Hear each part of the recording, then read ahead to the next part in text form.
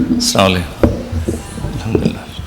അൽഹംദുലില്ലാഹി റബ്ബിൽ ആലമീൻ വസ്സലാത്തു വസ്സലാമു അലാ റസൂലിൽ അമീൻ വഅലാ ആലിഹി വസഹ്ബിഹി. പല ഹദീസുകളും ഇപ്പോൾ നബി സല്ലല്ലാഹു അലൈഹി വസല്ലം പറഞ്ഞു, വിശ്വാസിയുടെ കാര്യം അത്ഭുതം തന്നെയാണ്, അവൻ്റെ എല്ലാ കാര്യവും അവന് ഗുണകരമാണ്. ഇത് സത്യവിശ്വാസിക്കല്ലാതെ മറ്റാർക്കുമില്ല. അവന് സന്തോഷമുണ്ടായാൽ അവൻ നന്ദി കാണിക്കുന്നു, അത് അവന് ഗുണകരമാണ്. അവന് ദുരിതമുണ്ടായാൽ അവൻ ക്ഷമിക്കുന്നു, അതും അവന് ഗുണകരമാണ്.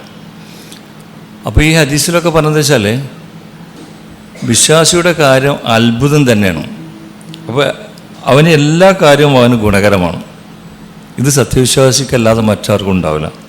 അത് സന്തോഷം ഉണ്ടായാൽ നന്ദി കാണിക്കും, അപ്പോൾ അതിന് പടച്ചവൻ്റെ നിന്ന് പ്രതിഫലം കിട്ടും. ഇനി ഒരു വിഷമമുണ്ടായി കഴിഞ്ഞാൽ ക്ഷമിക്കും, ഈ ക്ഷമിച്ചത് കാരണം പ്രതിഫലം കിട്ടും. ഇത് വിശ്വാസിക്കല്ലാതെ മറ്റൊരാൾക്കില്ല എന്നാണ് വിശ്വസിച്ച പറഞ്ഞു. അതേപോലെ മറ്റൊരു ഹദീസിൽ പറഞ്ഞു, നിങ്ങളിലെ താഴെയുള്ളവരിലേക്ക് നിങ്ങൾ നോക്കുക, നിങ്ങൾക്ക് മുകളിലുള്ളവരിലേക്ക് നിങ്ങൾ നോക്കരുത്. അതാണ് അള്ളാഹുവിൻ്റെ അനുഗ്രഹങ്ങളെ നിസ്സാരമായി കാണാതിരിക്കുവാൻ നിങ്ങൾക്ക് സഹായകമായിട്ടുള്ളത്. അപ്പം നമ്മളെക്കാളും താഴെയുള്ളവരേക്ക് നോക്കുമ്പോൾ അള്ളാഹു നമുക്ക് തന്ന അനുഗ്രഹങ്ങളെ പറ്റി തിരിച്ചറിയാനാവും. പഠിച്ചവൻ നമുക്ക് എത്ര തന്നിട്ട്, ഇപ്പം നമ്മളെക്കാട്ടും മുകളിലുള്ള ആൾക്ക് നോക്കുമ്പോൾ എല്ലാവരും ഭയങ്കര സന്തോഷത്തിലും സുഖത്തിലാണ് കഴിഞ്ഞു പോകണം. നമുക്ക് ഞാനിങ്ങനെ ആയിപ്പോയല്ലോ എന്നുള്ള ആ ഒരു ചിന്ത കടന്നു വരും. അപ്പോൾ നമ്മൾ ഈ പറഞ്ഞ ഹദീസുകളൊക്കെ നമ്മുടെ ജീവിതത്തിൽ പകർത്താൻ ശ്രമിച്ചാൽ നമുക്ക് സമാധാനം ഉണ്ടാവും. ഈ പലതരം പരീക്ഷണങ്ങളും പ്രതിസന്ധികളൊക്കെ ഉണ്ടായിട്ട് ഇതെല്ലാം ഒന്നിച്ച് അനുഭവിക്കുമ്പോഴും നല്ല ക്ഷമയോടെ ജീവിക്കുന്ന ഒരുപാട് ആളുകൾ നമ്മളെ മുന്നിലുണ്ട്. അപ്പോൾ ഇങ്ങനെയൊക്കെയുള്ള ഒരുപാട് പ്രതിസന്ധികൾ, ഒന്നും രണ്ടും മൂന്നല്ല, ഒരു വീട്ടിൽ തന്നെ രണ്ടും മൂന്നും പ്രതിസന്ധികൾ ഉണ്ടാകുമ്പോൾ, ഒരു കുടുംബത്തിൽ തന്നെ ഒരുപാട് പ്രതിസന്ധികൾ ഒന്നിച്ച് വരുമ്പോൾ അത് ക്ഷമയോടെ ഈ പറഞ്ഞ ഹദീസിലൊക്കെ പറഞ്ഞതുപോലെ ജീവിക്കുന്ന ഒരുപാട് ആളുകൾ നമ്മളെ മുന്നിലുണ്ട്. നമ്മൾ ഓരോ ഞായറാഴ്ചകളും ഇവിടെ നിങ്ങൾ കണ്ടിട്ടുണ്ടാവും, അങ്ങനെ ഓരോ ഞായറാഴ്ച പുതിയ പുതിയ ആളുകൾ വരും. കൂടുതൽ വരുന്നത് ഓർഫൻ കെയറിൽ തന്നെയാണ്. പിന്നെ ഭർത്താവ് മരിച്ചു, ശരി, ഒരു കുട്ടിയാണ്, 2 കുട്ടിയാണ്, 3 കുട്ടിയാണ്, അങ്ങനെ ഇപ്പം നിങ്ങൾക്ക് അറിയാലോ. അപ്പം നിങ്ങളോട് അതിനെ പറ്റി അതിൻ്റെ ഗൗരവം കൂടുതൽ പറയണ്ട. പക്ഷെ വേറെയും കുറേ രോഗമുള്ള ആളുകൾ വരും. ഇപ്പോൾ ഈ കഴിഞ്ഞ ആഴ്ച ഒരു സഹോദരൻ ഇവിടുന്ന് പെൻഷൻ വാങ്ങി, അങ്ങനെ കിഡ്നി പോയതാണ്, സക്കാത്തിൻ്റെ പൈസ വാങ്ങി അങ്ങോട്ട് പോകുമ്പോൾ അത് കൈകാര്യം ചെയ്യുന്ന ആൾക്കാർ ആളെൻ്റെ അടുത്ത് റൂമ് കൂട്ടിക്കൊടുന്നു. അപ്പോൾ ആ കുട്ടി വാങ്ങണ ഒരു 10-32 വയസ്സായ ചെറുപ്പക്കാരനാണ്. അപ്പോൾ ആ സഹോദരൻ ചോദിച്ചല്ലോ, അക്ഷരക്കാരൊന്ന് തിരക്കിൻ്റെ ഇടയിൽ കാണാൻ പറ്റുമോ, എനിക്കൊന്ന് കാണണ്ടേന്. അപ്പം ഇവിടെ നിന്നുള്ള ആളുകൾ അങ്ങോട്ട് കൂട്ടിക്കൊണ്ടുവന്നു. അപ്പം ഞാൻ കാർഡ് നോക്കിയപ്പം പെൻഷൻ കുറച്ച് കാലത്ത് കൊടുക്കുന്നുണ്ട്. കണ്ടാൽ വലിയൊരു രോഗമുള്ള ഒരു ലക്ഷണമൊന്നും വരെ കാണാനില്ല. അപ്പോൾ എന്താണ് ചോദിച്ചപ്പോൾ പറയാണ്, ഗൾഫിലായിരുന്നു, അവിടുന്ന് രോഗം വന്ന് അവിടുത്തെ വേറെ രാജ്യക്കാരെ ഡോക്ടർമാരെ കാട്ടി കുറച്ച് കാലമൊക്കെ മരുന്ന് കുടിച്ചു, തിരിച്ചു പോരേണ്ടി വന്നു. ഇവിടെ എത്തിയപ്പോൾ ഡോക്ടർ പറഞ്ഞു കിഡ്നി ഫുള്ള് പോയിട്ടുണ്ട്, ഡയാലിസ് ചെയ്ത ആളാണ്. പിറ്റേന്നിന് ഡയാലിസ് ചെയ്യാൻ തുടങ്ങി. കുറച്ച് ദിവസം കഴിഞ്ഞപ്പോൾ ഉമ്മ കിഡ്നി തന്നു, ഉമ്മാൻ്റെ കിഡ്നി എടുത്ത് വെച്ചു. ഇപ്പോൾ ആ കിഡ്നി പരാജയപ്പെട്ടു. ഇപ്പം വേറെ ഒരസുഖം വന്നിട്ടുണ്ട്, അത് ടെസ്റ്റ് ചെയ്യണം. വേറെ കുടലിൽ വേറൊരു അസുഖം വന്നു, അതിന് വേറെ ടെസ്റ്റ് ചെയ്ത് കഴിഞ്ഞ് ഇപ്പോൾ ശരീരത്തിൽ വേറൊരു ഭാഗത്ത് ഒരു മുറി വന്നിട്ടുണ്ട്, അത് പ്രശ്നമാണ്. ഇതൊക്കെ പറഞ്ഞത് ഈ ചെറുപ്പക്കാരനാണ്. അപ്പോൾ ഓഫീസിലാളുടെ അപ്പോൾ ഞാൻ പറഞ്ഞു, ഞാൻ അങ്ങോട്ട് വീട്ടിലേക്ക് വരാം, ഇവിടുന്ന് 10-20 കിലോമീറ്റർ ഉണ്ടാവുള്ളൂ, ഞാൻ അങ്ങോട്ട് വന്നോളാം. വീട്ടിൽ ചെന്ന് നോക്കിയപ്പോഴാണ് ഈ കഥകളെല്ലാം കുറച്ചും കൂടി വിശദീകരിച്ച് പറയുന്നത്. 32 വയസ്സായി ഞാൻ ആലോചിച്ച്, എനിക്ക് 62 വയസ്സായി. 32 കൊല്ലം എന്നെക്കാട്ടി 30 വയസ്സ് താഴെയുള്ളൊരു ചെറുപ്പക്കാരൻ അനുഭവിക്കുന്ന ഒരു വേദനയാണ് ഈ പറഞ്ഞത്. അതായത് കല്യാണം കഴിഞ്ഞ് പെണ്ണുകളെയും ഇവിടെ ആക്കിയിട്ട് പോയി, വന്നപ്പോഴത്തിന് ഒരു കുട്ടിയൊക്കെ ആയി. പക്ഷെ തിരിച്ചു വരുന്നത് എല്ലാ പ്രതീക്ഷയും ഭംഗിയാണ്. പിന്നെ ഒന്നിന് താഴെ പരീക്ഷണത്തിൻ്റെ വഴി. ഇപ്പം വേറെ ചില ടെസ്റ്റുകളും കൂടി നടത്താൻ പറഞ്ഞിട്ടുണ്ട്. ഡയാലിസിന് പോകാൻ തന്നെ നിർവാഹമില്ല, അതുകൊണ്ട് ഇനി എന്ത് എന്നുള്ള ചോദ്യത്തിനാണ് ഈ തന്ന പെൻഷൻ കൊണ്ടൊന്നും അവിടെ എത്തൂല. ഇതുകൊണ്ടാണ് നിങ്ങളെ കാണാൻ വന്നത്. അപ്പോൾ ഇനി ഞാനൊന്ന് ആലോചിക്കുക, അല്ലെങ്കിൽ ഇപ്പോൾ കേട്ട നിങ്ങളൊന്ന് ആലോചിച്ചാളി. ഇപ്പം ഞാൻ ആലോചിക്കേണ്ടത് 62 വയസ്സായ ഞാനും 32 വയസ്സായ ഒരു ചെക്കനും, അതിൻ്റെ മോൻ്റെ പ്രായമില്ല, എൻ്റെ വലിയ മോൻ്റെ പ്രായമില്ല. ഇത് ആലോചിക്കുമ്പോൾ ഈ ഹദീസിൽ പറഞ്ഞ താഴെയുള്ളവർക്ക് നോക്കുക, മുകളിലുള്ളവർക്ക് നോക്കരുത്. ഇപ്പോൾ മുകളിൽ നോക്കുമ്പോൾ ഇപ്പോൾ നമ്മളെക്കാട്ടിയൊക്കെ സുഖസൗകര്യത്തിൽ ജീവിക്കുന്ന ഒരുപാട് ആളുകളുണ്ടാവും. ഇതാലോചിക്കും, എൻ്റെ വീട്ടിൽ 6 കുട്ടികളുണ്ട്. ഈ 6 മക്കളിലും പഠിച്ചത് സഹായിച്ചിട്ട് ഒരു 10 രൂപേൻ്റെ മരുന്ന് പോലും അവിടെ ഒരു സ്ഥിരമായിട്ട് കുടിക്കണം എനിക്കറിയില്ല. ഇപ്പം നിങ്ങളാലോചിച്ചേക്കല്ലോ, നിങ്ങൾക്കും ആർക്കെങ്കിലും ഒറ്റപ്പെട്ട ആരെങ്കിലും മരുന്ന് കുടിക്കാന്നല്ല, നമ്മളെ മക്കളൊന്നും 10,000 രൂപേൻ്റെ മരുന്ന് കുടിക്കേണ്ട സാഹചര്യം നിങ്ങളെ കൂട്ടത്തിലും ആർക്കും ഉണ്ടാവില്ല. അപ്പോൾ നമുക്ക് പഠിച്ചോൻ തന്ന അനുഗ്രഹം. അപ്പോൾ നമ്മൾ ഈ ആദ്യം പറഞ്ഞ ഹദീസ് പ്രകാരം നമ്മൾ കൂടുതൽ ശുക്ർ ചെയ്യണം. അല്ലാഹ് തന്ന അനുഗ്രഹങ്ങൾക്ക് നമ്മൾ നന്ദി കാണിക്കുക, അല്ലാഹ് തന്ന അനുഗ്രഹങ്ങളെ പറ്റി തിരിച്ചറിയാൻ കഴിയുക. എന്നിട്ട് കൂടുതൽ അള്ളാഹുവിന് നന്ദി കാണിക്കാൻ സാധിക്കും. അതല്ലെങ്കിൽ നമ്മൾ വേറെ പലരെയും നോക്കുമ്പോൾ നമുക്ക് നമ്മളതായിട്ടുള്ള ബുദ്ധിമുട്ടുണ്ടല്ലോ. പക്ഷെ നമ്മൾ ഇത് കേൾക്കുമ്പോൾ ഞാനങ്ങനെ ആലോചിച്ച് പഠിച്ചോളൂ, ഞാനെന്തായാലും ആ ലിസ്റ്റിൽ പെട്ടില്ല. തിരിച്ച് റബ്ബിന് എന്താ കൊടുക്കുക, ഈ ചെയ്തൊന്നും പോരല്ലോ എന്ന് ഈ ഒരു കുട്ടീനെ ഇങ്ങനെ കണ്ട് മനസ്സിൽ നിന്ന് പോകാത്തൊരു ചിത്രങ്ങൾ. അപ്പോൾ ഒരു ടെസ്റ്റ് നടത്തണം. അത് വലിയൊരു ഹോസ്പിറ്റലിൽ വലിയ റേറ്റാണ് പറഞ്ഞത്. അപ്പോൾ നല്ല കാലത്തിന് ആ എഴുതി കൊടുത്ത ആസ്പത്രിയിൽ ആ ഡോക്ടറെ പരിചയം ഉണ്ടായതുകൊണ്ട് പിന്നെ ഞാനൊരു മെസ്സേജ് അയച്ചു, ഇങ്ങനെ ഒരു സംഗതിയാണ്, ഇങ്ങനെ ബുക്ക് ചെയ്തിട്ടുണ്ട് ഇന്ന സ്ഥലത്ത്, എന്ത് ചെയ്യാൻ പറ്റുമെങ്കിൽ ഉപകാരമാണ്, അർഹതപ്പെട്ട ഞാൻ ആ വീട്ടിലുണ്ട്. അപ്പോൾ ഡോക്ടർ എനിക്ക് റിപ്ലൈ ചെയ്ത്, വേറൊരു ഹോസ്പിറ്റലിൽ ഞാൻ വരുന്നുണ്ട് മാസത്തിലൊരിക്കൽ, അവിടെ ആകുമ്പോൾ കുറച്ചും കൂടി കുറക്കാൻ പറ്റും, ഇവിടെ കുറച്ച് കുറക്കാൻ പറ്റിയ സ്ഥാപനമല്ല. അപ്പം അത് പോയി നടത്തി കൊടുത്തു. പിന്നെ ഡോക്ടർ എന്തോ പോക്കറ്റ് മണി ഇങ്ങോട്ട് കൊടുത്തു പറഞ്ഞ് സന്തോഷമായിട്ട് വിളിച്ചു പറഞ്ഞു. ഞാൻ പറഞ്ഞു വെച്ചാൽ ഇപ്പോൾ നമ്മൾ ആലോചിക്കുക, നമ്മൾക്കാണ് അങ്ങനെ ഒരു അവസ്ഥ വരുമ്പോൾ എന്തേക്കാരോ. അപ്പോൾ ഇങ്ങനെ ഈ ലിസ്റ്റിലൊന്നും പെടാതെ നമ്മൾ സഹായിച്ച പടച്ചോൻ. ഇതിൽ രണ്ടാമത്തെ ഒരു കാര്യം വെച്ചാൽ ഈ ഒരു പ്രതിസന്ധിയിലും പിടിച്ചു നിൽക്കണ ഭാര്യ എന്ന് പറഞ്ഞൊരു പെണ്ണാണല്ലോ, ഒരു സഹോദരി. എൻ്റെ ജീവിതത്തിൽ ഭയങ്കരമായിട്ട് എനിക്ക് മനസ്സിൽ കൊണ്ടു. കാരണം 32 വയസ്സായ ഒരുത്തൻ്റെ ഭാര്യക്കുള്ള പ്രായപ്പം അറിയാലോ. പക്ഷെ അവരിതെല്ലാം കേട്ടിട്ട് ഇങ്ങനെ ഇവിടെ മുമ്പ് വന്ന് എന്നെ കണ്ടിട്ടുണ്ട്, പക്ഷെ എനിക്കത് ഓർമ്മയില്ല. പക്ഷേ ഈ ഒരു പ്രതിസന്ധിയിലും ഭർത്താവിനെ നദലുപോലെ നോക്കുന്ന ഒരു ഭാര്യ. ഇന്ന് ഞാൻ ഇങ്ങോട്ട് പറയുമ്പോൾ മുഴുവനും സഹോദരിമാർ, അതായത് ഭർത്താവ് മരിച്ചതിൻ്റെ ശേഷം, ഭർത്താവ് രോഗിയായതിൻ്റെ ശേഷമൊക്കെ ഭർത്താവിനോടൊപ്പം നിൽക്കണേ. അത് ഈ സമയത്ത് ഒരു ഒറ്റപ്പെടുത്തലില്ല, ഒരു കുറ്റപ്പെടുത്തലുകളില്ല. ഈ ഭർത്താവിന് എന്തെങ്കിലും ത്യാഗം ചെയ്തിട്ട് കയ്യിലുള്ളതും കാതിലുള്ളതൊക്കെ എടുത്ത് കൊടുത്ത് ഒന്നുമില്ലാതായിട്ടും എന്തെങ്കിലും കൊടുത്തിട്ട് ഇനി വിൽക്കാനൊന്നുമില്ല, ആ സമയത്താണ് ഇങ്ങോട്ട് കയ്യും പിടിച്ച് ഇങ്ങോട്ട് കയറി വരുന്നത്. എന്നിട്ട് നമുക്ക് എന്തെങ്കിലും ഇവിടുന്ന് ആ സഹോദരന് കിട്ടിയെങ്കിൽ ഈ ടെസ്റ്റ് നടത്തായിരുന്നു, ആ ആസ്പത്രിക്ക് പോകണം, വേറൊരു ആസ്പത്രിക്ക് പോകണം, പിന്നടുത്ത് ഡയാലിസിന് വേറെ പോകണം. ഇതിനെല്ലാം മുഖം ചുളിയാതെ ഒപ്പം നിന്ന് നോക്കണൊരു ഭാര്യ.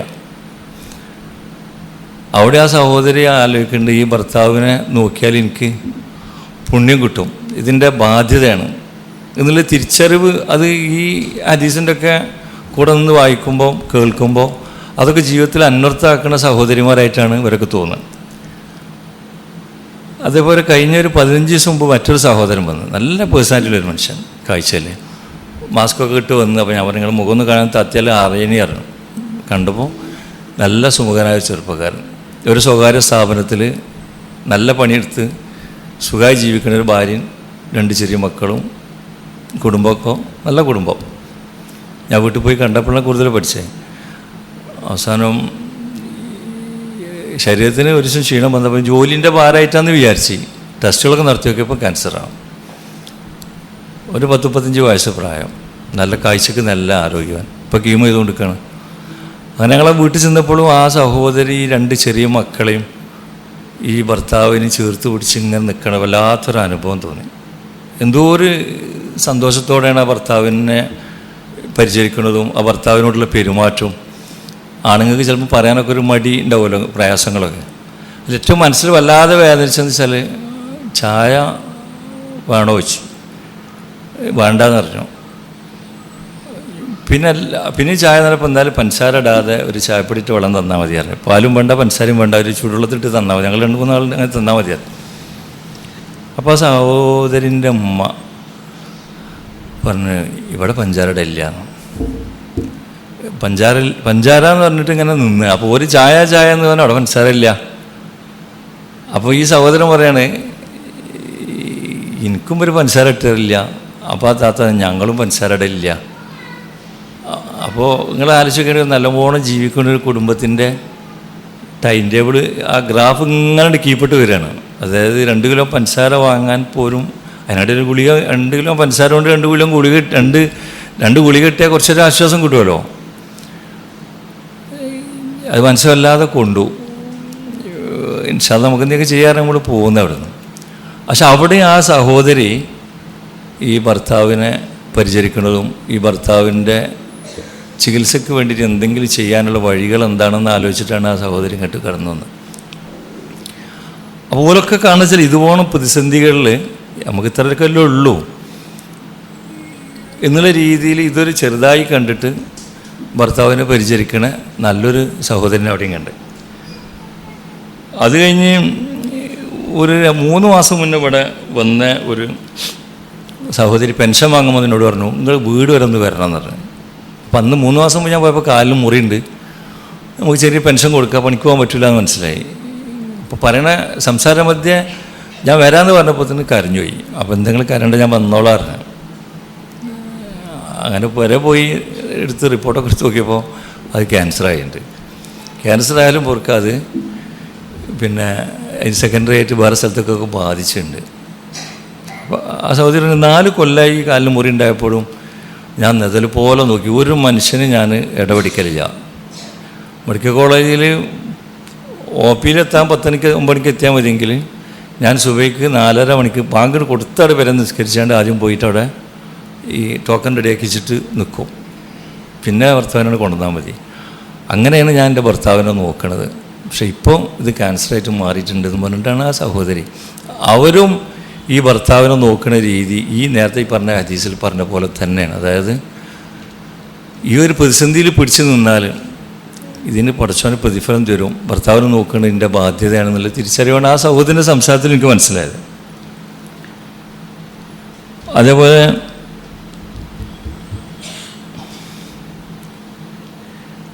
ഒരു സഹോദരനോട് കയറി വന്നു. അപ്പോൾ നടത്തത്തിൽ ഞാൻ വിചാരിച്ച് കാലിന് എന്തെങ്കിലും വൈകല്യം ഉള്ളതാണോ. അപ്പോൾ ഇന്ന് ഓഫീസിലിരുന്നിട്ട് തുണി ഇങ്ങനെ നീക്കി കാണിച്ചെന്ന് കാല് വെച്ചതാണ് കേട്ടോ, വെപ്പുകാലാണ്, ആയിക്കോട്ടെ, അതുകൊണ്ടാണ് ഷൂ ഊരാതെ കയറിയത്. അവനൊന്നും പ്രശ്നമില്ല, ഞങ്ങൾ ഇരുന്നോളി ഞാൻ ഇരുത്തി. അപ്പോൾ കാല് മുട്ടിൻ്റെ അവിടെ മുറിച്ചിട്ടുണ്ട്. അപ്പോൾ എന്തേ പറ്റിച്ച് പിന്നെ കിഡ്നി പോയി ഡയാലിസിസ് തുടങ്ങിയിട്ട് കുറച്ചായി. ആയ കാലത്ത് ഗൾഫിൽ ജീവിച്ചു, അവിടുന്ന് പ്രയാസം വന്ന് രോഗം വന്ന് ഇങ്ങോട്ട് പോകുന്നു, കാലും മുറിച്ചു, കിഡ്നിയും പോയി. ഇപ്പം ആ സഹോദരിയും ഈ ഭർത്താവിനെ ഭയങ്കരമായ രീതിയിൽ സ്നേഹത്തിലാണ് നോക്കിക്കൊണ്ടിരിക്കണം. ഒരു വെറുപ്പോ വിദ്വേഷമൊന്നും ഇല്ലയെന്ന് മാത്രമല്ല, ഞങ്ങൾ വീട്ടിൽ പോയി കുറേ നേരം സംസാരിച്ച് ഞങ്ങൾക്ക് അവിടെ ചായക്ക് തന്ന് വർത്താനം പറഞ്ഞിരിക്കുമ്പോൾ ആയ കാലത്ത് ഗൾഫിലുണ്ടായ ബന്ധങ്ങളും ഈ വീടും നാട്ടുകാർക്കും കുടുംബത്തിലൊക്കെ ഭർത്താവ് നല്ലോണം നോക്കിയ കാലഘട്ടവും. പക്ഷെ ഇപ്പോൾ ഞങ്ങൾക്ക് ഇങ്ങനെ ഒരു പ്രതിസന്ധി വന്നിട്ടുണ്ട്. അന്നൊക്കെ ചെയ്ത നന്മകൊണ്ടായിരിക്കും ഇപ്പം നമ്മൾ പുഴുങ്ങിയിട്ടില്ല. ഡയാലിസിന് പോകണം, മറ്റുള്ള കാര്യങ്ങൾ ചെയ്യണം എന്നുള്ളതാണ് ആ സഹോദരി അവിടെ നിന്ന് പറഞ്ഞു. അപ്പം ഇനി നമ്മളൊക്കെ ആലോചിക്കും, നമുക്കൊക്കെ അള്ളാഹു തആല തന്ന അനുഗ്രഹങ്ങൾ എത്രയാണ്. ശരീരത്തിൻ്റെ ഒരു ഭാഗം മുറിച്ച് മാറ്റുക, ഒരു ഭാഗത്ത് കീമോ ചെയ്ത ബുദ്ധിമുട്ടുകൾ, റേഡിയേഷൻ ചെയ്യുന്ന ബുദ്ധിമുട്ടുകൾ, മുറി കെട്ടേണ്ട പ്രശ്നങ്ങൾ, ഇങ്ങനെയുള്ള ഒരുപാട് ആൾക്കാർ നമ്മുടെ മുന്നിൽ.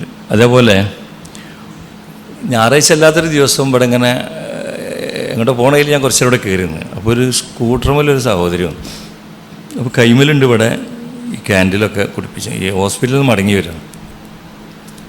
അപ്പോൾ ഞാൻ ആരാ വണ്ടി ഓട്ടി വെച്ചപ്പോൾ ഞാൻ തന്നെ. അപ്പോൾ ഇതിട്ടിട്ട് ഹോസ്പിറ്റലിൽ നിന്ന് ഡിസ്ചാർജ് ചെയ്ത് വരികയാണ്.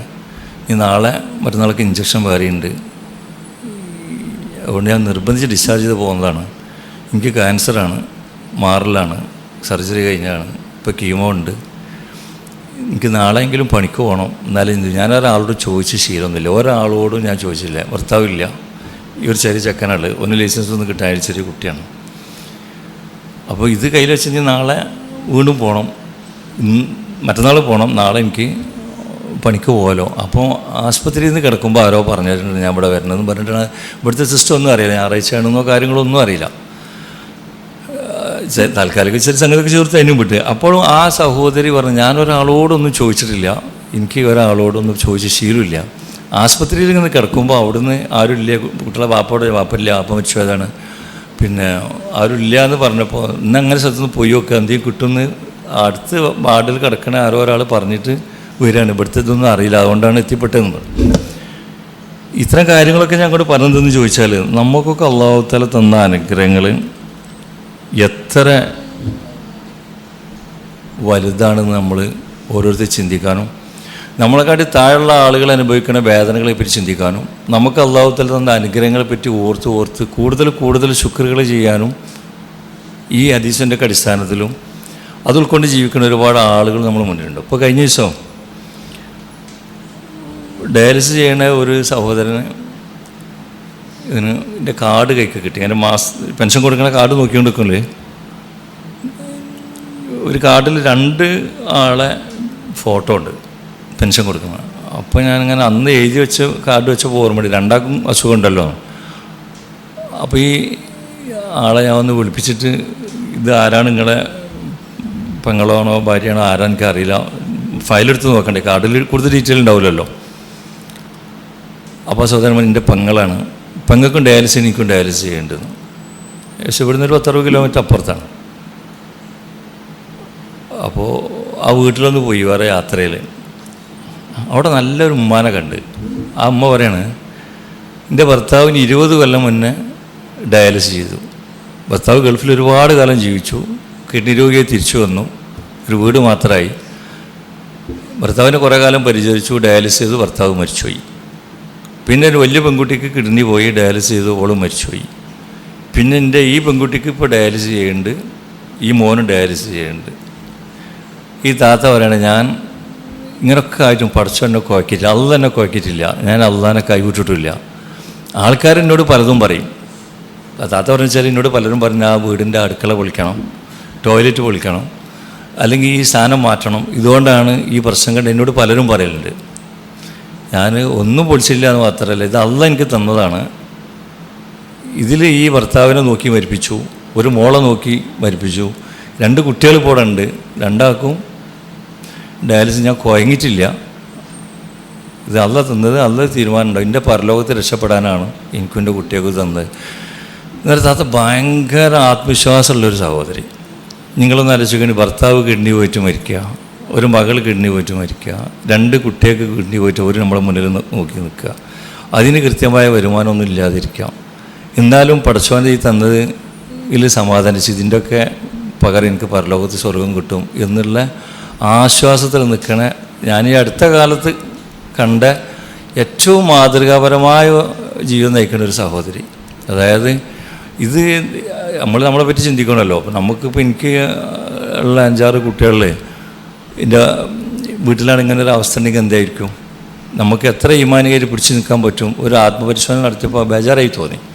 ഇനിയിപ്പോൾ നിങ്ങൾ ഓരോരുത്തർ ആലോചിക്കണേ, നമുക്കൊക്കെ ചെറിയൊരു പ്രയാസം വരുമ്പോൾ നമുക്ക് എന്തോ ഒരു ഇടങ്ങേറേക്കാരും, നമ്മൾ ഒരു പക്ഷേ അള്ളാഹുക്കും റസൂലിനും ഇഷ്ടപ്പെടാത്ത വാക്കുകൾ പറഞ്ഞു പോകുമെന്നും പേടിക്കേണ്ട ഒരു പ്രതിസന്ധി പോലും താങ്ങാൻ പറ്റാത്ത ഒരു ബലഹീനമായ അവസ്ഥയിലാണ് പലപ്പോഴും നമ്മളൊക്കെ ഉണ്ടായി പോവുക. പക്ഷെ നമ്മളൊക്കെ ആക്കട്ടെ,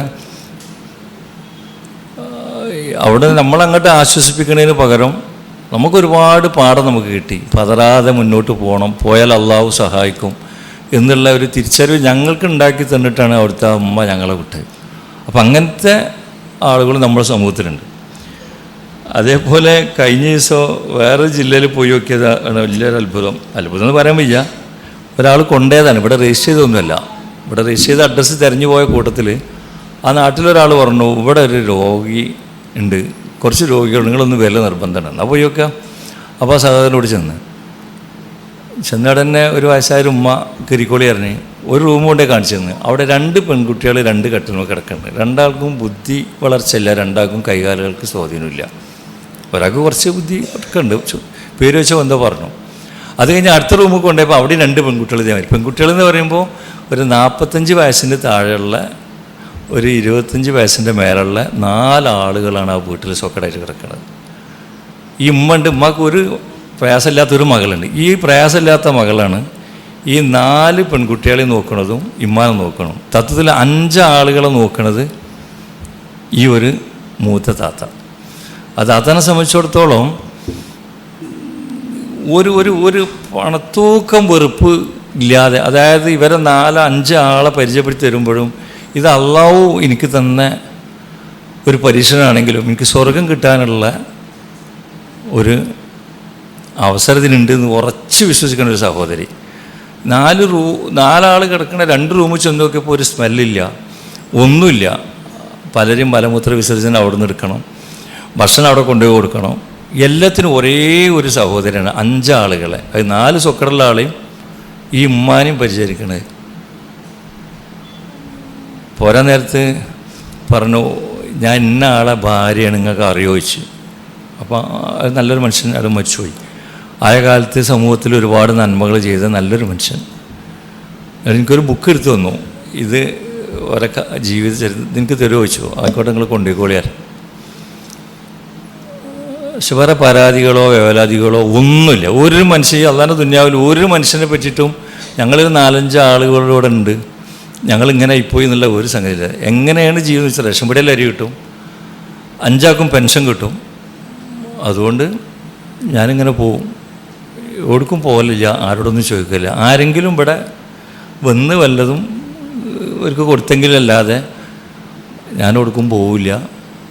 ഞാൻ ഈ 4 സുഖമുള്ള ആളെയും പ്രായമാനും നോക്കും. ഇതാണ് എൻ്റെ പണി. പഠിച്ചോണ്ട് ഇതുവരെ കുഴക്കിയിട്ടൊന്നുമില്ല. അല്ല, ഒരുപാട് പാഠം അവിടുന്ന് പഠിച്ചു വന്ന്. നമ്മൾക്കൊക്കെ ഈ വായിച്ചും കേട്ടും പഠിച്ചൊക്കെ ഉള്ള നമ്മൾക്ക് പോലും ചിന്തിക്കാൻ കഴിയില്ല. അപ്പുറം ജീവിതാനുഭവം കൊണ്ട് പഠിച്ച റബ്ബിനെ മനസ്സിലാക്കി അള്ളാഹുവും റസൂലും പറഞ്ഞതുപോലെ ജീവിച്ചാൽ ഇതിന് പകരം സ്വർഗം കിട്ടും എന്ന് ഉറച്ച് വിശ്വസിക്കുന്ന ഒരു സഹോദരി. ഇവിടുന്നൊരു 100 കിലോമീറ്റർ അപ്പുറത്ത്. അടുത്തൊക്കെ ആണെങ്കിൽ എല്ലാ ദിവസവും അവിടെ പോയി വെക്കാൻ തോന്നും. അതായത് പോകുന്നതിന് ശേഷം എന്നും എപ്പോഴും ഓർക്കണ ഒരു മുഖം. അത് നിങ്ങൾ ആലോചിക്കുന്ന ഒരു വീട്ടിൽ ഒരു റൂമിനുള്ളിൽ 2 ആൾ 2 കെട്ടുമ്പോൾ, ഒരു ഹോസ്പിറ്റലിൽ ചെന്നാലുള്ള പ്രതി ഈ ബെഡ്റൂമിൽ 2 ആൾ, അപ്പുറത്ത് 2 ആൾ, ഇപ്പുറത്ത് വെച്ച് ഉമ്മ. വീട്ടിൽ കൃത്യമായിട്ട് കിട്ടാനൊന്നുമില്ല. ഓരെങ്ങനെ അള്ളാഹുവിൽ തവക്കൽ ചെയ്ത് അള്ളാഹു ഇറക്കി കൊടുക്കുന്നതുകൊണ്ട് ഈ ആളുകളൊക്കെ ഒരു പരാതിയും വേവലാതിയും കുറ്റപ്പെടുത്തലോ ഒറ്റപ്പെടുത്തലുകളോ നാട്ടുകാരെ കൂട്ടക്കാരെ കുടുംബക്കാരെ ഒന്നും പറയാതെ അള്ളാഹു തന്നതാണ്. ഇതുകൊണ്ട് പഠിച്ചവൻ എന്നെ സഹായിക്കും. ഇത് അള്ളാഹുവിൻ്റെ തൃപ്തി മാത്രമാണ് ഇതിൽ ഉദ്ദേശിക്കുന്നത്. നമുക്ക് മനസ്സിലാവും. ഇപ്പം നിങ്ങളൊന്ന് ആലോചിക്കാൻ, ഇപ്പോൾ ഈ രീതിയിലുള്ള ഒരുപാട് ആളുകൾ, ഇപ്പോൾ 2 ഹദീസ് ഞങ്ങളോട് പറഞ്ഞു. ഒന്ന് വിശ്വാസം പറഞ്ഞു, നിങ്ങളിലെ താഴെയുള്ളവരിലേക്ക് നിങ്ങൾ നോക്കുക, നിങ്ങൾക്ക് മുകളിലുള്ളവരിലേക്ക് നിങ്ങൾ നോക്കരുത്. അതാണ് അള്ളാഹുവിൻ്റെ അനുഗ്രഹങ്ങളെ നിസ്സാരമായി കാണാതിരിക്കുവാൻ നിങ്ങൾക്ക് സഹായമായിട്ടുള്ളത്. അതായത് അള്ളാഹു തന്ന അനുഗ്രഹങ്ങളെ നിസ്സാരമായി കാണാതിരിക്കാൻ ഇതാണ് കീഴ്പോട്ട് വെക്കാം. മറ്റൊരു ഹദീസിൽ വിശ്വാസിയുടെ കാര്യം അത്ഭുതം തന്നെയാണ്. അവൻ്റെ എല്ലാ കാര്യവും അവന് ഗുണകരമാണ്. ഇത് സത്യവിശ്വാസിക്കല്ലാതെ മറ്റാർക്കുമില്ല. അവന് സന്തോഷമുണ്ടായാൽ അവൻ നന്ദി കാണിക്കുന്നു, അത് അവന് ഗുണകരമാണ്. അവന് ദുരിതമുണ്ടായാൽ അവൻ ക്ഷമിക്കുന്നു, അതും അവന് ഗുണകരമാണ്. അപ്പോൾ അതുപോലെ പരിശുദ്ധ ഖുർആനിലൊരു ആയത്ത് നമുക്ക് സൂറത്ത് നഹ്ലിലെ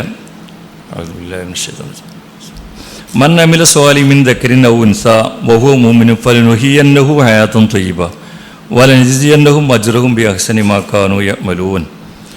ആണാവട്ടെ പെണ്ണാവട്ടെ ആരെങ്കിലും താൻ സത്യവിശ്വാസിയായിക്കൊണ്ട് സൽക്കർമ്മം പ്രവർത്തിച്ചാൽ അവനെ തീർച്ചയായും നാം നല്ല വിശിഷ്ടമായൊരു ജീവിതം ജീവിപ്പിക്കുന്നതാണ്. അവർ പ്രവർത്തിച്ചു കൊണ്ടിരുന്നതിൽ വെച്ച് നല്ലതനുസരിച്ച് അവരുടെ പ്രതിഫലം അവർക്ക് തീർച്ചയായും നാം നൽകുകയും ചെയ്യും. അപ്പോൾ ആണാവട്ടെ പെണ്ണാവട്ടെ ആരെങ്കിലും താൻ സത്യവിശ്വാസിയായിക്കൊണ്ട് സൽക്കർമ്മം പ്രവർത്തിച്ചാൽ അവനെ തീർച്ചയായും നാം നല്ല വിശിഷ്ടമായൊരു ജീവിതം ജീവിപ്പിക്കുന്നതാണ്. അവർ പ്രവർത്തിച്ചു കൊണ്ടിരുന്നതിൽ വെച്ച് നല്ലതനുസരിച്ച് അവരുടെ പ്രതിഫലം അവർക്ക് തീർച്ചയായും നാം നൽകുകയും ചെയ്യും. അപ്പോൾ ഒന്നിലുള്ള ചില സത്യവിശ്വാസം ഇതിലൊരു അടിസ്ഥാനമാണ്. പടച്ചവനിലുള്ള അള്ളാഹുവിലുള്ള അചഞ്ചലമായ വിശ്വാസം. ഇവിടെ ചെയ്യുന്ന ഈ ഓരോ സൽക്കർമ്മങ്ങൾക്കും ഇതിൻ്റെ പ്രതിഫലം നാളെ കിട്ടും. ഇതിൻ്റെ തോതനുസരിച്ച് കിട്ടും. നമ്മളെ നെയ്യത്ത് ഇതിൻ്റെ ബാധ്യതയാണ്, ഇതിൻ്റെ ഔദാര്യമല്ല. എൻ്റെ ഉപ്പാനെ നോക്കിയാൽ കൂലി കിട്ടും, എൻ്റെ ഉമ്മാനെ നോക്കിയാൽ കൂലി കിട്ടും, എൻ്റെ ഇളയറ്റങ്ങൾ കിട്ടിയാൽ നോക്കിയാൽ എനിക്ക് പ്രതിഫലം കിട്ടും, എൻ്റെ ഭർത്താവിനെ കൃത്യമായി നല്ല രീതിയിൽ പരിചരിച്ചാൽ എനിക്ക് പുണ്യം കിട്ടും. ഇതിൻ്റെയൊക്കെ പ്രതിഫലം നാളെ പടച്ച റബ്ബിൻ്റെ മുന്നിൽ നമ്മളെ നെയ്യത്തിൻ്റെ തോതനുസരിച്ച് നമുക്ക് വർദ്ധിപ്പിച്ചു തരും. വിശിഷ്ടമായൊരു ജീവിതം ജീവിപ്പിക്കുന്നു അള്ളാഹു. ഈ ദുന്യാവിലും ഓർക്ക് സമാധാനം ഉണ്ടാവും, നാളെ ആഖിറത്തിൽ ഇതിൻ്റെയൊക്കെ കണക്ക് ഉയർന്ന അവസ്ഥയിലായിരിക്കും. അപ്പോൾ നമുക്കതിൽ ഇതിലാണാവട്ടെ പെണ്ണാവട്ടെ, അപ്പോൾ ഇതിൽ ഞാൻ കുറേ കാര്യങ്ങൾ ഊന്നലെടുത്ത് പറഞ്ഞത്, ആണുങ്ങൾ പ്രയാസപ്പെടുമ്പോൾ പെണ്ണുങ്ങൾ ഓരോ കൂടെ നിന്ന് ഓരോ പരിചരിക്കുന്ന ഓരോ അനുഭവങ്ങളാണ്. അപ്പോൾ അള്ളാഹു തന്നെയാണ് പറഞ്ഞത്, ആണാവട്ടെ പെണ്ണാവട്ടെ ആരെങ്കിലും താൻ സത്യവിശ്വാസിയായിക്കൊണ്ട് സൽക്കർമ്മം പ്രവർത്തിച്ചാൽ അവനെ തീർച്ചയായും നാം നല്ല വിശിഷ്ടമായൊരു ജീവിതം ജീവിപ്പിക്കുന്നതാണ്. അവർ പ്രവർത്തിച്ച് കൊണ്ടിരുന്നതിൽ വെച്ച് നല്ലതനുസരിച്ച് അവരുടെ പ്രതിഫലം അവർക്ക് തീർച്ചയായും നാം നൽകുന്നത്. അപ്പോൾ ഇതൊന്നും വെറുതെ ആവില്ല. അപ്പോൾ ഈ ഭർത്താക്കന്മാരെ പരിചരിച്ചാലും മക്കളെ പരിചരിച്ചാലും ഉമ്മാനെ നോക്കിയാലും ഇളയറ്റങ്ങളെ നോക്കിയാലും അതുപോലെ നമ്മളെ സമൂഹത്തിൽ ബുദ്ധിമുട്ട് അനുഭവിക്കുന്ന ആളുകൾക്കൊക്കെ നമ്മൾ എന്തെങ്കിലും ചെയ്താലൊന്നും അത് വെറുതെ ആവില്ല. അതിനൊക്കെ പടച്ച റബ്ബ് നല്ല പ്രതിഫലം തരും. ആ ഒരു നീയത്തോണ്ടാണല്ലോ ഈ ആളുകളൊക്കെ ഈ പരസ്പരം കാണിക്കുന്ന ഈ കാരുണ്യവും സ്നേഹമൊക്കെ. അപ്പോൾ ഈ ഹദീസുകളിൽ നിന്നും ഈ ആയത്തു നിന്നൊക്കെ പാഠം ഉൾക്കൊണ്ടിട്ട് സമൂഹത്തിൽ ദുരിതവും കഷ്ടപ്പാടും അനുഭവിക്കുന്ന ആളുകൾക്ക് താങ്ങും തണലും ആവാൻ നമുക്ക് സാധിക്കണം. നമ്മുടെ കുടുംബത്തിലൊക്കെ ഇതുപോലെ ഒറ്റപ്പെട്ട ആളുകളൊക്കെ ഉണ്ടാകുമ്പോൾ ഓരോ വീടുകളൊക്കെ സന്ദർശിക്കാനും ഓർക്ക് തടി കൊണ്ട് ചെയ്യാൻ പറ്റണതെങ്കിലും നമ്മൾ ചെയ്തു കൊടുത്തിട്ട് ഒരു നല്ല വർത്തമാനം പറഞ്ഞിട്ടും നല്ല പരിചരിച്ചിട്ടും ഇതുപോലുള്ള രോഗമുള്ള ആളുകൾ വീടുകളിൽ പോയി ഓലെ കണ്ടിട്ടും ആശ്വാസവാക്കൊക്കെ പറയാൻ സാധിച്ചാൽ നമ്മൾക്കും നാളെ പഠിച്ച റബ്ബിൻ്റെ അടുത്ത് ചെല്ലുമ്പോൾ നമ്മൾ പ്രവർത്തിച്ചതിനനുസരിച്ച് നല്ല പ്രതിഫലം അള്ളാഹു നമുക്ക്. വിശ്വാസമാണ് ഇതിൻ്റെ അടിസ്ഥാനമുള്ളത്. അള്ളാഹുവിൻ്റെ പ്രതിഫലമാണ് നമ്മൾ പ്രതീക്ഷിക്കേണ്ടത്. നന്ദി വാക്കോ അല്ലെങ്കിൽ മറ്റ് താല്പര്യങ്ങളോ ഒന്നും നോക്കാതെ അള്ളാഹുവിൻ്റെ വജു ഉദ്ദേശിച്ച് മാത്രം നമ്മൾ മുന്നോട്ട് പോയാൽ നമുക്ക് നല്ല പ്രതിഫലം കിട്ടും. ദുന്യാവിൽ നമുക്ക് സമാധാനം ഉണ്ടാവും, നാളെ ആഖിറത്തിൽ നമുക്ക് ഉയർന്ന നിലവാരം കിട്ടും. ആ രീതിയിൽ നമ്മൾക്ക് നമ്മുടെ ജീവിതം ചിട്ടപ്പെടുത്താൻ കഴിയണം. അപ്പോൾ ഈ ഹദീസിൽ നിന്നും ആയത്തിൽ നിന്നൊക്കെ നമുക്കുണ്ടാകുന്ന പാടാണ്. അതേപോലെ നമ്മളൊക്കെ ദുരിതം അനുഭവിക്കുന്ന, നമ്മുടെ സമൂഹത്തിൽ ദുരിതം അനുഭവിക്കുന്ന ഒരുപാട് ആളുകൾ നമ്മുടെ മുന്നിലുണ്ട്. ഇത്ര ആളുകൾക്ക് ആശ്വാസം നമുക്ക് ഒരുപക്ഷെ സമ്പത്ത് കൊടുക്കുമ്പോൾ നമ്മളെ കൊണ്ടൊന്നും കഴിയില്ല. സമ്പത്തുള്ള ആളുകളെ ശ്രദ്ധപ്പെടുത്താം. നമ്മളെ നാട്ടിലെ അയലക്കത്ത് ഒരാൾ ചൊക്കടായി കിടക്കുന്നുണ്ട്. ഇപ്പോൾ ആ ക്യാൻസറുള്ള സഹോദരി ഇവിടെ വന്നത് ആസ്പത്രിയിൽ നിന്ന് വന്നപ്പോഴാണ്. അവിടുന്ന് ആരോ പറഞ്ഞത് വരുന്ന വഴിയിലാണ് ഇങ്ങോട്ട് കയറി വന്നത്. നിങ്ങളൊക്കെ തന്നെ ഇവിടെ പലരും എത്തിപ്പെട്ടത് പലരും പറഞ്ഞതും കേട്ടിട്ടുമാണ്. അപ്പോൾ ആ പറഞ്ഞ ആളുകളും ഒരു നന്മ പറഞ്ഞു കൊടുത്ത ആളുകൾക്ക് അതിന് പ്രതിഫലം ഉണ്ടാവും. അപ്പോൾ അതേപോലെ നമ്മളെ ജീവിതം നമ്മൾ ചിട്ടപ്പെടുത്തുക. ഈ പറഞ്ഞ ആയത്തുകളും ഹദീസുകളൊക്കെ നമ്മുടെ ജീവിതത്തിൽ ഞാൻ ഉൾപ്പെടെ നമ്മൾ ഓരോ ആളുകളും അതനുസരിച്ച് ജീവിതം ചിട്ടപ്പെടുത്തി അത്ര ആളുകൾക്ക് സമ്പത്ത് കൊടുക്കാൻ പറ്റി നമുക്ക് സമ്പത്ത് കൊടുക്കാം. സമ്പത്ത് കൊടുക്കാൻ പറ്റൂല്ലെങ്കിൽ നമ്മൾ നല്ലൊരു വാക്കുകൊണ്ട് നമുക്ക് പറ്റും. ഇനി ഒന്നുമില്ല ഓരെ ചെന്ന് ആശ്വസിപ്പിക്കാനും ഒന്ന് പെണ്ണുങ്ങളൊക്കെ ആകുമ്പോൾ ചെന്ന് ഇപ്പോൾ ആ വീട്ടിലൊക്കെ 5-6 ആൾ അസുഖമുള്ള വീടുകളിലൊക്കെ അവരൊറ്റ താത്തയാണ്, ഒരു സഹോദരിയാണ് എല്ലാവരും നോക്കി നടക്കുന്നത്. അപ്പോൾ ഇത്ര ആളുകൾക്ക് താങ്ങും തണലും ആവാൻ നമുക്ക് സാധിക്കണം. അള്ളാഹുവും ഈ ഒരുമിച്ച് കൂടിയതൊരു സൽക്കർമ്മമായി സ്വീകരിക്കട്ടെ. ഇതുപോലെ പ്രയാസപ്പെടുന്ന ആളുകളെ സഹായിക്കാൻ വേണ്ടി നമുക്ക് തന്നുകൊണ്ടിരിക്കുന്ന കുറേ ആളുകളുണ്ട്. ഇപ്പോൾ നമ്മളൊക്കെ ഈ പോയി കണ്ടുപോകുന്നൊരു കാര്യമില്ലല്ലോ. ഇപ്പോൾ ക്യാൻസറുള്ളവരെ കണ്ടു, കിഡ്നി രോഗമുള്ളവരെ കണ്ടു, വലിയ മുറിവുള്ളവരെ കണ്ടു, മാരകമായ രോഗത്തിൽ പ്രയാസപ്പെടുന്ന ആളുകൾ കണ്ടു, ഒരുപാട് വൈദ്യുതി അനുഭവിക്കുന്ന ആളുകൾ നമ്മൾ കണ്ടും കേട്ടും നിരന്തരം കണ്ടുകൂട്ടും. ഇവരുടെയൊക്കെ നമുക്ക് നല്ല വാക്ക് നമുക്ക് പറയണം. പക്ഷെ അതോടൊപ്പം ഓൽക്കൊരു ആശ്വാസമേകാൻ നമ്മളെ സഹായിച്ചുകൊണ്ടിരിക്കുന്ന ആളുകളുണ്ട്. ഒരുപാട് ആളുകൾ നമ്മളെ സഹായിച്ചതുകൊണ്ടാണ് നമുക്കിതിനൊക്കെ സഹായിക്കാൻ പറ്റുന്നത്. അപ്പോൾ ഈ സഹായിച്ചുകൊണ്ടിരിക്കുന്ന ആളുകളെ തൊഴിലിൽ ബർക്കത്ത് കിട്ടാനും അവർക്ക് മനസ്സമാധാനം കിട്ടാനും ഒക്കെ നമ്മളെ കൊണ്ട് കഴിയുന്നതിൽ നമ്മളും പ്രാർത്ഥിക്കുമ്പോൾ ആ പ്രാർത്ഥിച്ചതിൻ്റെ ഫലമായി നമുക്കൊരു പ്രതിഫലം കിട്ടും. ആ പ്രാർത്ഥന ഫലമായിട്ട് അവർക്കും അല്ലാഹു തആല നന്മകൾ വർദ്ധിപ്പിച്ച് കൊടുക്കും. അപ്പോൾ ഇതെല്ലാം കൂടി ആകുമ്പോൾ നമുക്ക് ജീവിതത്തിൽ സമാധാനം ഉണ്ടാവും. അതേപോലെ എപ്പോഴും നമ്മളെ താഴെയുള്ള ആളുകൾ ഉണ്ടെന്ന് ആലോചിക്കുക. നമ്മളെ മേലുള്ളവർക്ക് മാത്രം നോക്കി ടെൻഷൻ അടിക്കാതിരിക്കുക. അല്ലാഹു ഒരു പ്രയാസവും പരീക്ഷണമൊക്കെ തരുമ്പോൾ അതിൽ ക്ഷമിച്ചാൽ ഇവിടെ നമുക്ക് പ്രതിഫലം കിട്ടും. അനുഗ്രഹങ്ങൾ വരുമ്പോൾ നന്ദി കാണിച്ചാൽ കൂടുതൽ പ്രതിഫലം കിട്ടും. പ്രയാസം വരുമ്പോൾ ക്ഷമിച്ചാൽ പ്രതിഫലം കിട്ടും. അങ്ങനെ ഏത് അവസ്ഥയിലും പഠിച്ച റബ്ബിൻ്റെ പ്രതിഫലം കരസ്ഥമാക്കാൻ നമുക്ക് പറ്റും. ഈ ദീനനുസരിച്ച് ഈ ആയത്തുകളും ഹദീസുകളൊക്കെ നമ്മൾ ജീവിതത്തിൽ പകർത്തിയാൽ ആ രീതിയിൽ ജീവിതം ചിട്ടപ്പെടുത്താൻ അള്ളാഹു നമുക്ക് തൗഫീഖ് ചെയ്യട്ടെ. സുബ്ഹാനക്കല്ലാഹു വബിഹംദിക അശ്ഹദു അല്ലാ ഇലാഹ ഇല്ല അൻത അസ്തഗ്ഫിറുക വ അത്തുബു ഇലൈക്.